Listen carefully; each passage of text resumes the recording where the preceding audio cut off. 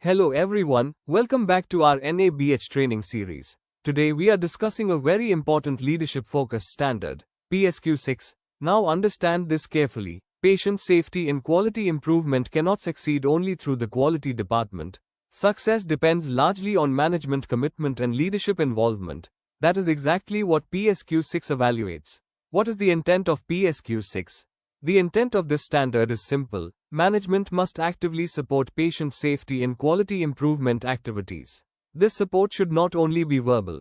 It must be visible through leadership involvement, safety culture, resource allocation, staff engagement, continuous monitoring. Management creates a culture of safety. Now let us discuss the first and one of the most important requirements, creating a culture of safety.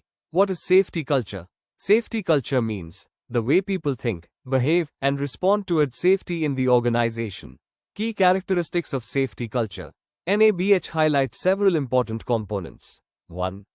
Reporting culture. Staff should feel comfortable reporting incidents. Example, if a nurse identifies a medication error, she should report it without fear. 2.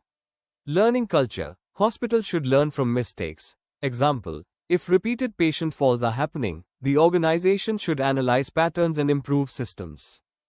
Teen. Just culture. This is extremely important. Just culture means no blame-based punishment for genuine errors. If staff fear punishment, incidents will never be reported. 4. Flexible culture. Departments should adapt quickly during risks or emergencies. 5. Informed culture. Staff should understand risks and safety priorities. Safety culture assessment. Now NABH expects hospitals to measure their safety culture regularly, at least once a year.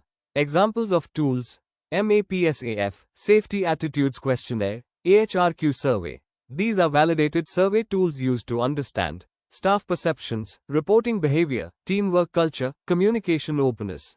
Very important point. Assessment alone is not enough. Management must act on survey findings. Example, if survey shows poor communication between departments, management should implement coordination meetings or escalation systems. Leadership awareness. Now coming to leadership awareness. Leaders at all levels must understand the patient safety and quality improvement program. Who are leaders? Top management, medical superintendent, nursing heads, department heads, unit in charges. NABH assessors often ask departmental leaders, what are your department quality indicators? What patient safety initiatives are ongoing?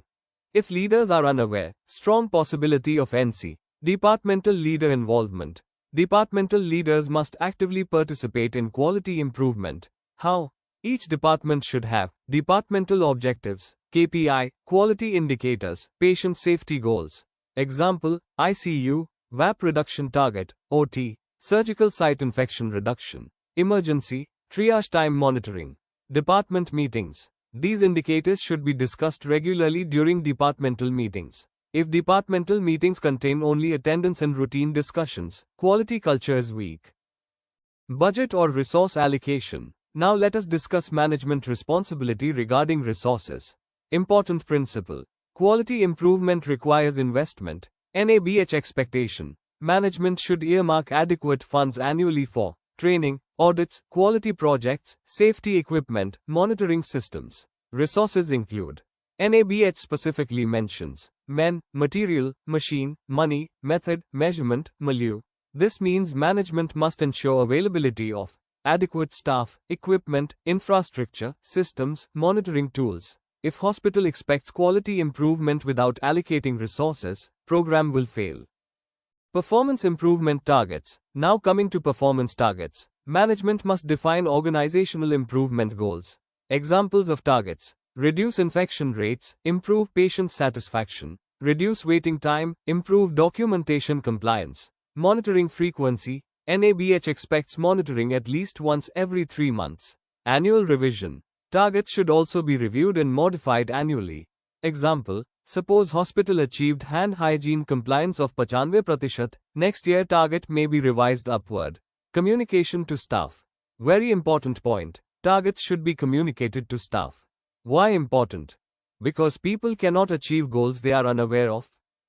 Feedback from workforce. Now let us discuss staff feedback, an excellence requirement, NABH expectation. Management should collect feedback from staff regarding safety systems, quality processes, operational difficulties, methods, staff surveys, meetings, suggestion systems, open reporting mechanisms. A mature hospital encourages staff to raise concerns without fear. Use of feedback. Now another critical point, feedback must lead to improvement. Example, suppose staff feedback identifies shortage of PPE, delayed maintenance response, communication gaps. Management should act on these concerns. If feedback is collected but no action taken, staff lose trust in the system. Common NC or closure. NC1, safety culture not assessed. Closure, conduct annual safety culture survey, analyze findings, implement action plan. NC2, blame culture exists. Closure, promote just culture policy, encourage incident reporting, train leaders on non-punitive response. NC3, department heads unaware of quality program. Closure, conduct orientation, training, share department KPI regularly. NC4, departmental indicators not monitored. Closure, define departmental KPI, review in meetings. NC5, no budget allocation. Closure, include patient safety or quality budget in annual planning. NC6, lack of resources affecting quality. Closure, assess manpower, equipment needs, provide required resources. NC7, performance targets not defined. Closure, establish measurable objectives, monitor quarterly. NC8, staff feedback not utilized. Closure, conduct surveys, implement corrective measures, share actions taken. Final summary, always remember, patient safety culture starts from leadership. If management supports quality, staff participate, reporting improves, systems strengthen, patient outcomes improve. But if leadership involvement is weak, quality programs become only paperwork. In the next video of this NABH training series, we will discuss PSQ.6 Incident Management System. If you found this session useful, like the video, share with your colleagues, subscribe for more NABH training sessions. This is MediQuality Partners, your trusted NABH guide. Thank you for watching.